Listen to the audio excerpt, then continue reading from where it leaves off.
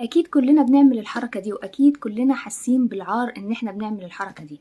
كلنا عندنا مجموعة من الكتب او على الاقل كتاب يعني جبناه من مدة طويلة ولسه ما تقراش خالص، وممكن ما يتقريش حتى يعني مثلا انا عندي اللؤلؤة التي كسرت محارتها، جبته من 21 ولسه ما قريتوش.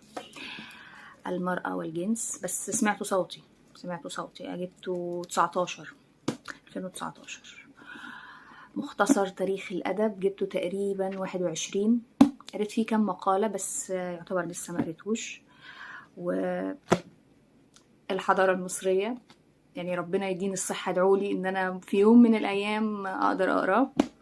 اقدم بقى كتاب عندي توقع ايه دور الصدفة والغباء، عندي من 2015. تخيلوا، مع ان انا نفسي اقراه قوي، انا بحب كتب التاريخ والحاجات دي يعني. قولوا لي بقى انتوا ايه الكتب اللي في مكتبتكم ولسه ما قريتوهاش؟